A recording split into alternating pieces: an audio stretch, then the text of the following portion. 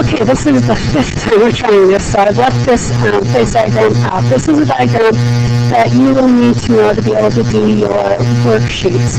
And you'll also see it on your notes either tonight or the night before.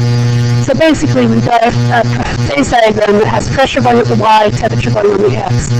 In the green are areas that go between things, like melting, freezing is A, and B is boiling, condensation, and C is sublimation, deposition. That's going from a solid to a gas or gas to a solid. However, most of you don't know those words. Sublimation is going from a solid to a gas, deposition, depositing from a gas to a solid. Going across at 1 atmosphere, when you hit the melting freezing point line, that point is called normal melting point. When you hit the boiling point line, that is normal boiling point. So I've abbreviated those are the 10 colors.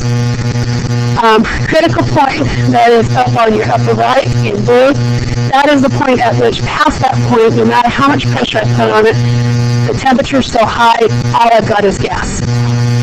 The triple point, which is where the Y connects there down in the center of the graph, is where I have solid, liquid, and gas coexisting at the same time. This is basically taking like ice, water, and boiling it. So these are the things that you need to know to be able to do those phase diagram worksheets. Next, what we're going to do is we're going to work with a lab, and the name of the lab that we did in class, or started to, is factors that affect reaction rates. Now, if we look at the background here, rate measures the changes that occur within an interval of time. So if I went 300 miles away and it took me 5 hours, then I could say that I went 60 miles per hour. 300 divided by 5. But we don't have lengths of units. We have moles and grams. So, if I were to say a small sheet of metal containing 1 mole of iron, how would it rust? It would rust at a rate of 0.5 watt per watt. Well, we could use moles per second, we could use grams per second, we could use moles per minute, moles per hour, moles per day, moles per year, or grams per those. Would you pick one of those and write that in? Now, depending on which lab you've got, if you printed it offline, then you're going to have this part that I'm showing you coming up right on the right-hand side of the front page. But otherwise, if you picked it up in class, I'd try and get rid of some older ones, and it's on the back page. And we're going to actually be worried about 3 things in the reaction. We're going to work with 3 reactions, and you're going to choose 1 reaction to test concentration, 1 reaction to test particle size, and 1 reaction to test temperature effect on its reactions. I'm going to show you each of the reactions, and we're going to talk about which ones you could choose for this reaction. But ultimately, the choice is yours. Okay? So we're going to go with the first one, which is the constant. Well, we're going to do the Petri dish one. And so basically, what you do first is you grab a Petri dish, and on the Petri dish, you're going to take and put a couple drops of indicator on the lid. You're also going to put a couple drops of indicator inside. Okay? Now, at this point, you're going to grab the sodium sulfite and sulfuric acid, and you're going to decide how many drops you're going to use total. If you're going to worry about concentration, say I wanted 10 drops total, that's a little bit much. I probably use only 6. But I put how many drops I decided of the sodium sulfate in. Okay. And then how many drops I decided of the sulfuric acid. Now, if I were to test concentration, I could do 6 drops with 1 drop of one, 5 drops of the other, and then another test where I did 3 drops of each. But I have to have total number the same amount of drops. Okay? Then I'm going to take it and I'm going to put the lid on. Now, this reaction actually produces a gas, and the gas is sulfur dioxide.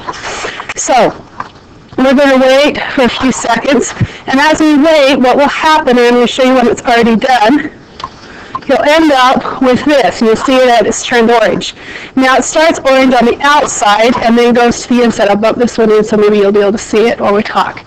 it starts going orange on the outside and then turns totally on the inside. So you've got to decide between you and your partner, when are we going to decide to stop the time? Because you can time this reaction. You see how the one on the left is starting to turn right now. Am I going to do it right when it starts to turn orange, and I'm going to wait until a whole drop is orange? What am I going to do? Okay? Let's talk about what else we could test. We talked about concentration. Remember, if you test concentration on this, the total number of drops for the sulfuric acid and the sodium sulfite both need to add up to the total number of drops the same in each experiment. I could also test temperature on this. I could take underneath the plate, the petri dish, I could put a plate that had hot water and put the petri dish in hot water, or ice, or just at room temperature. Or I could vary the temperature of what the water was in the plate. So I could do the temperature. Particle size on this one probably is not going to work. Okay, so let's go on to the next one. Next one, we're going to take a well plate, and I'm going to really zoom up on this well plate and focus in on that one well. And you're going to take and you're going to put some 3 molar hydrochloric acid in.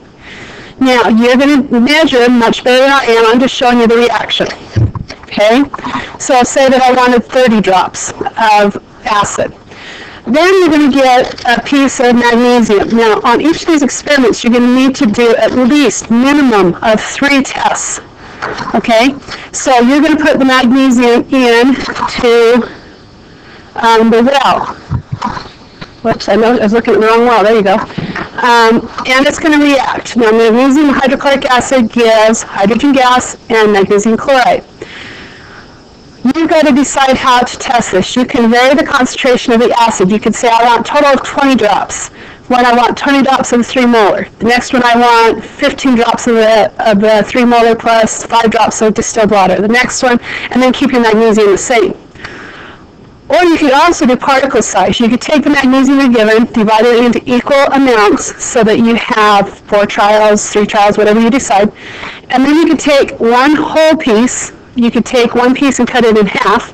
You could take one piece and cut it into 4ths, and one piece and cut it into 8ths, and then put that whole amount in, and you're going to time how long it takes for that to be gone. Now, temperature you could also do for this one. You could put it in a plate with warm water, with room temperature, with varying temperatures, or ice. Do not heat the acid directly, though, on this one, okay? Last one. On the last one, you're actually going to be given a film canister. Many of you are not familiar with the film canisters, but we're going to be using a film canister. And it's marked on the side how full. So you're going to decide how much water to put in here. And you can vary the temperature of the water, so the temperature could be changed. You're also going to be given 2 effervescent tablets. Now, you can divide the tablets in half. You can divide them into 4ths. If you choose to do particle size on this one, you want to keep the amount going in the same and just change the particle size. So you only really need a 1/4 of a tablet for this reaction to work really well. So you could do a 1/4 of a tablet. You could do 2/8 of a tablet. You could do semi-crushed. You could do powdered, because we're going to have mortar and pestle. You could also do concentration, where you change the amount of tablet you put in, or you could change the amount of water you put in. So we did particle size, temperature, and concentration. So this one will work for all of them. We're going to do this outside. You're going to do 2 things on this. You're going to measure how high it goes and how long it takes. Okay, please make sure to keep track of the lid and the canister. You'll be responsible for both. And we'll see you in class. You will need to have a pre-write-up. I'm going to show you really quickly. Each of them is given, each of those things you're testing is given a sheet, and you're going to need to write the balanced equation, the problem, a hypothesis, and usually a problem just restating the top here. How does the effect of particle size affect your reaction rate? What do you think is going to happen? IV, that's the thing that you're varying. What are you varying? Dependent for most of this is going to be time, because depending on what we do, depends on the dependent variable. Constants are the things I'm holding constant. You need to write up a procedure, and you need to set up a data table for each one of these experiments, and then get a pre-approval stamp before you're allowed in lab. We're going to do this on February 14th and the 15th, so make sure you're ready.